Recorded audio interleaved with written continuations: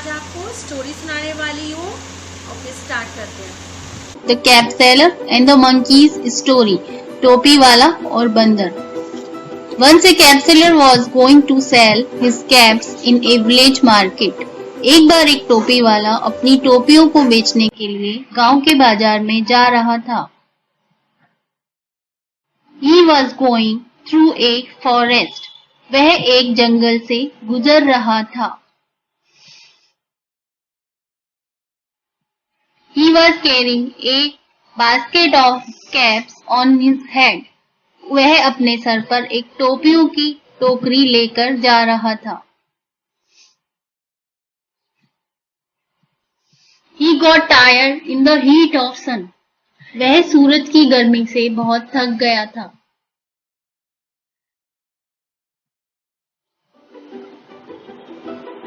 And thought of laying down under a tree for some time. और पेड़ के नीचे आराम करने की सोच रहा था। He put his basket on the ground. उसने अपनी टोकरी जमीन पर रख दी। He said, I am so tired. Let me take a small sleep. मैं बहुत थक गया हूँ और मुझे थोड़ा आराम करना चाहिए।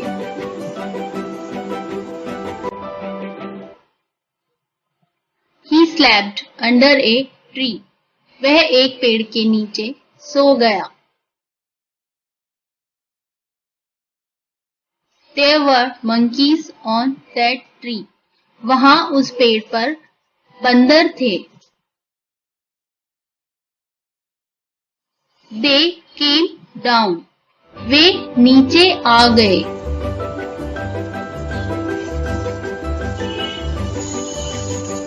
And one by one took all the caps from the cap seller's basket. और वे टोपी वाले के बास्केट से एक एक करके सारी टोपियां लेने लगे। Then they climbed on the tree. और फिर वे पेड़ पर चढ़ गए। When the cap seller woke up, he was shocked to see his basket empty.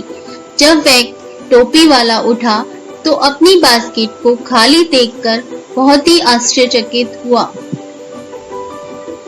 He searched for his caps everywhere. वह अपनी टोपियां सभी जगह ढूंढ रहा था। He surprised when he saw monkeys with the caps. वह आश्चर्यचकित हुआ जब उसने बंदरों को टोपियों के साथ देखा। He found that the monkeys imitating him. उसने देखा कि बंदर उसकी नकल कर रहे थे। He started throwing his cap down, and the monkeys did so. उसने अपनी कैप जमीन पर फेंक दी और सभी बंदरों ने भी ऐसा ही किया। The cap seller collected all caps and put them back in the basket.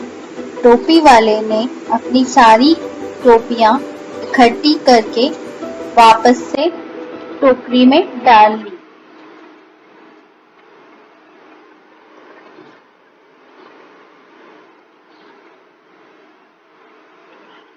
And went away happily. और खुशी खुशी वहां से चला गया। Moral of the story is we should deal with cleverness in difficult situations. हमें कठिन परिस्थितियों में चतुरता के साथ काम लेना चाहिए।